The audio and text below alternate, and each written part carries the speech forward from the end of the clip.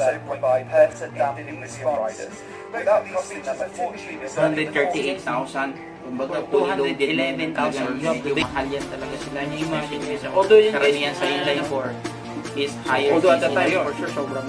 That's the question. You go for 400 na almost 200 eh.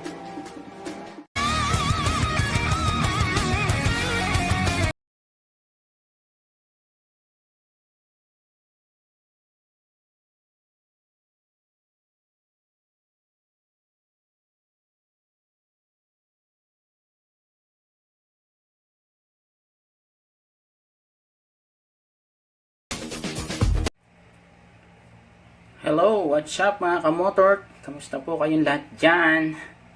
If you are new or napadaan lang po dito sa aking channel, ay nanyayahan po kayo na mag-subscribe, like, share, and comment.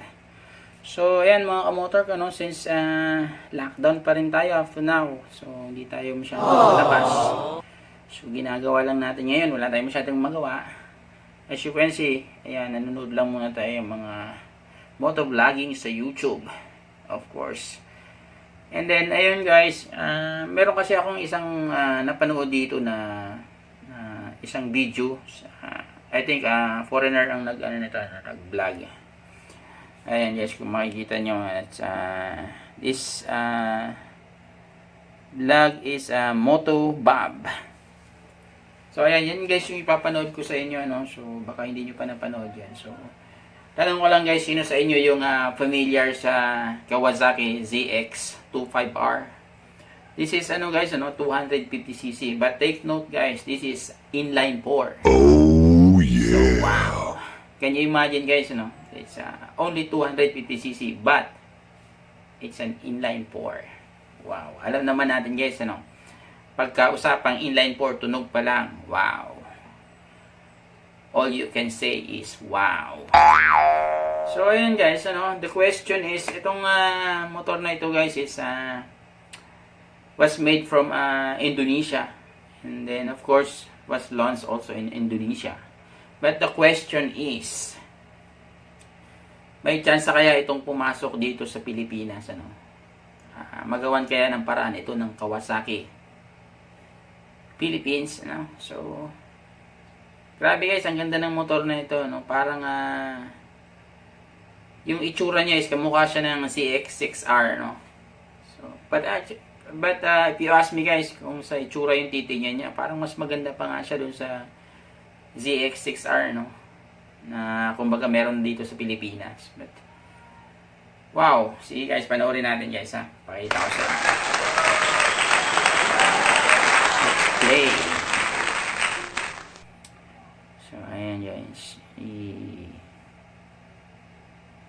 Skip muna natin yung ad niya. Palakayin natin guys. Shout out to Moto Bob. This year, the Tokyo Motor Show saw the Hindi naman siguro tayo guys tawag dito, copyright Kinood na naman tayo sa kanyang channel. Capacity bike that appears to have stolen the show, as Kawasaki also unveiled their 250cc inline 4, the ZX-25R.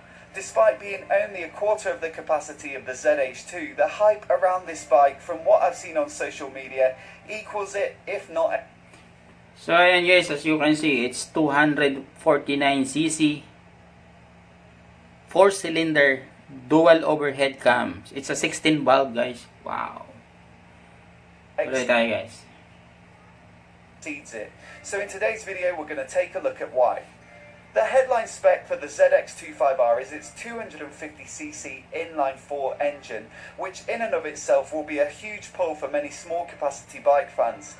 Inline 4s aren't really a thing anymore in the smaller displacement market, with the majority of bikes using a single cylinder or parallel twin and built to a budget Kawasaki, for new or younger riders.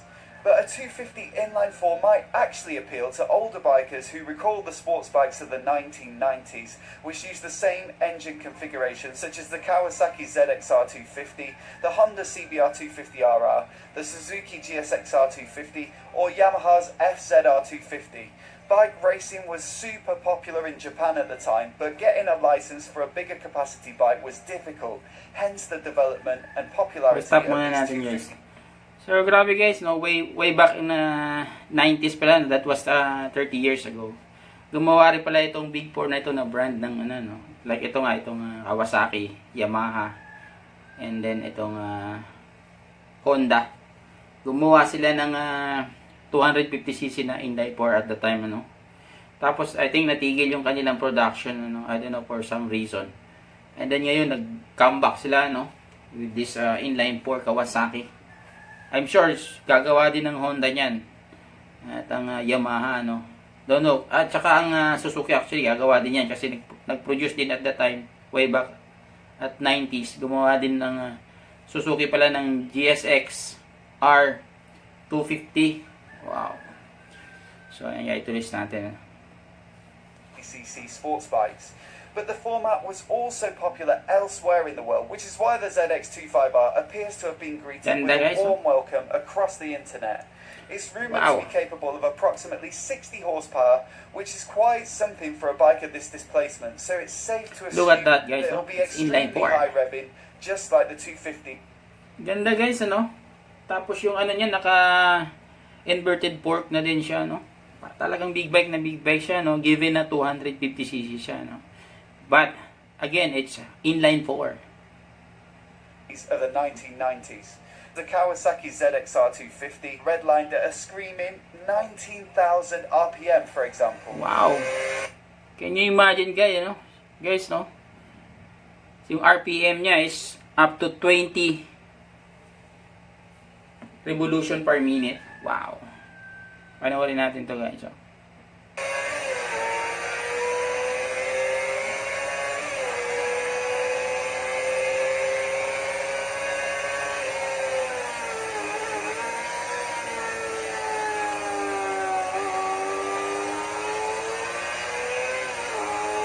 Woo! Wow! Oh my God!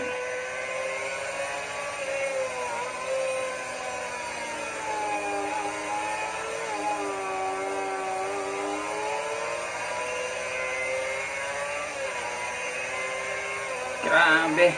Power ng bike na to. And therein lies some of the appeal of the 250 inline 4. The high revving motor gives it such a distinctive exhaust note, especially when it's really having its neck wrung.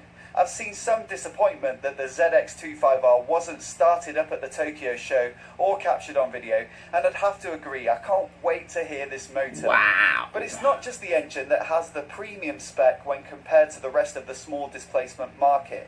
The upside-down forks are from Showa and use their separate function big piston designs.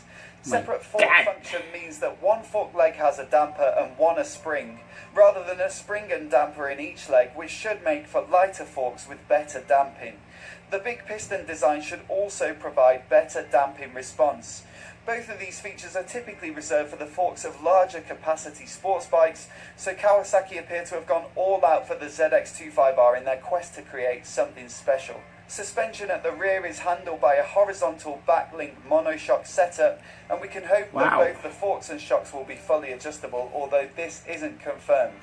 Braking also looks relatively premium for such a small bike, with a radially mounted own brand caliper at the front. Although it's only... Grabe guys, oh. Ang ganda ng caliper niya, oh. Brand mismo ng Kawasaki, kumbaga, gawa ng Kawasaki yung preno niya, no? Wow. A single disc, this bike will be pretty lightweight and therefore not require twin discs. Radially mounted calipers are... So, ayan, stop natin guys. So, as you can see guys, yung front niya is single disc lang siya, no? Because nga itong bike na to, given inline 4 siya, medyo magaan talaga itong motor na to, no? Kaya hindi na kinailangan pang dual yung disc niya yung brake niya sa front, ano? So, ganda guys, ano? Wow. Are again normally reserved for larger bikes with a more rigid mounting style that generally leads to a crisper feel at the lever. A monoblock caliper should also flex less, again improving feel. And at the rear, a single piston Nissan caliper should be more than sufficient. So ayan guys, although yung sa likod niya na preno is Nissan caliper, no? But it's very nice. Actually, yan din yung preno na meron ako dun sa aking C650. And then take note guys, this bike is also loaded of feature, no? Meron siyang traction control, meron siyang quick shifter, and then meron siyang ABS, no? Wow. Shifter is also present on the ZX-25R, again a much more sporting feature which allows the rider to change gear quickly without employing the clutch. Kawasaki's KQS or Kawasaki Quick Shifter is usually available on the upshift with a downshift blip.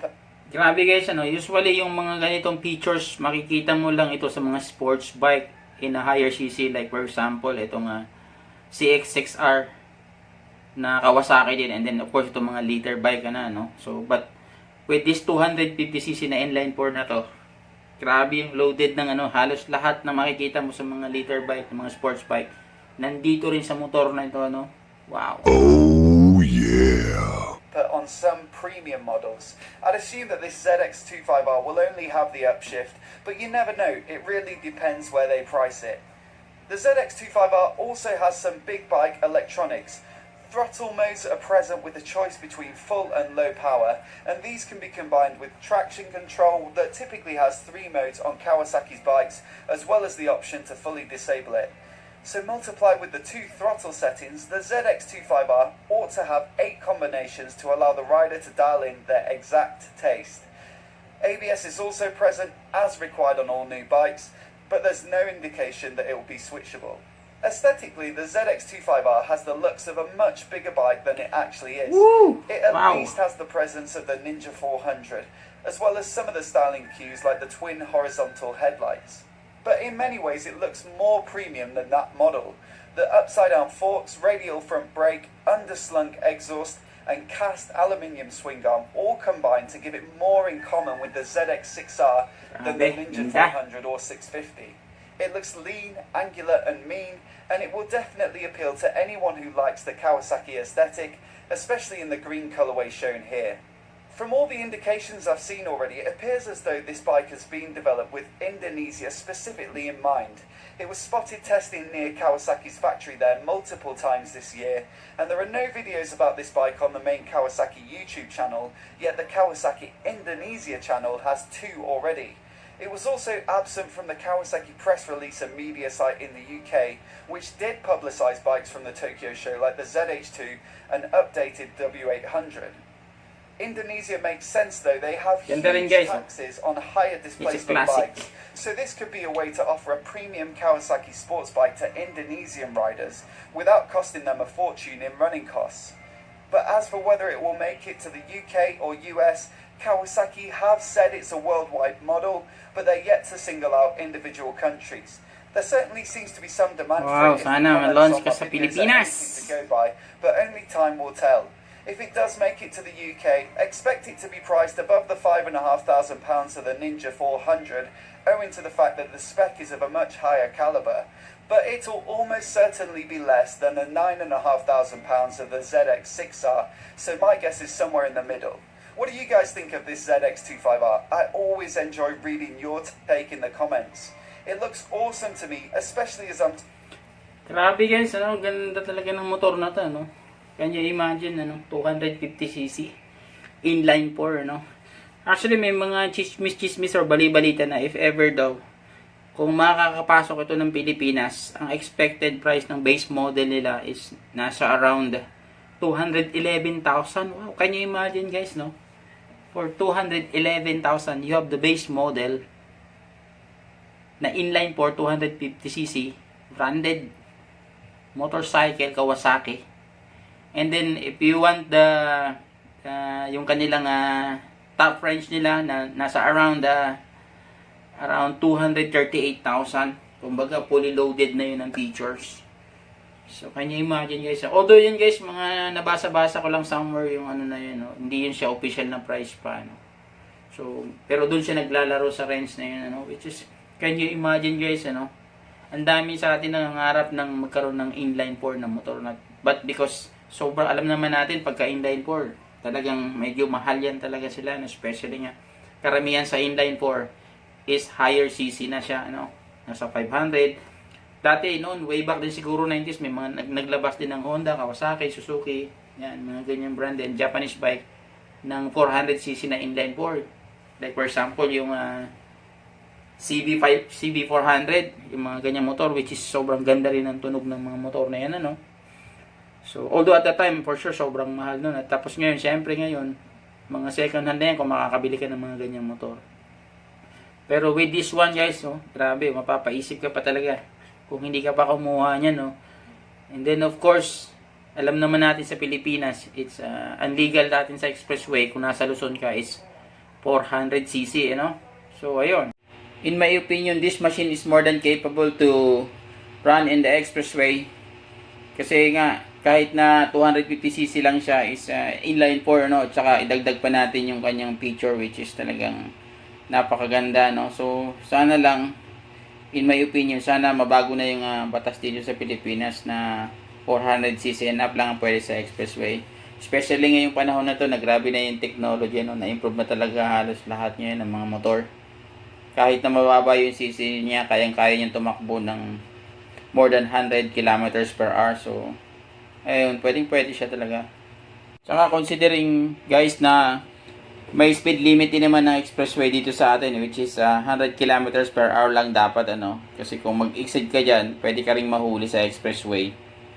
Tapos siguro maganda kung mapapag-aralan naman kinaukulan yung mga ibang mga lower bike cc. Like for example, 200cc, 250, 300, 350, things like that. Na sa tingin ko, parang talagang capable sila na na gamitin sa expressway kasi malalakas din naman yung mga makina nila, no. So, ganda sana kung ma-revise na rin yung kanilang batas na yan, ano? Pag-aralang mabuti. Malaking tulong din yan sa ibang mga gusto mag-expressway para makaiwas nga dun sa traffic, ano. So, ayun guys, opinion ko lang naman ito, no, bilang isang motorista dito sa atin sa Pilipinas. And then, of course, itong Kawasaki Ninja ZX-25R. Sana, in time, may launch ito dito sa Pilipinas. Ano, sigurado, ang daming matutuwa nito. Ang daming mag-a-avail nito for sure. So, ayun lang mga motor ko, hindi ko na patatagalin ito, no. So, again, inaanyayahan ko po kayo na mag-subscribe, like, share, and comment. And pakihit nyo na rin po yung ating notification bell para palagi po kayong updated sa mga susunod ko pang videos. Ayun lang po, always drive safe. Peace! Peace! Bye!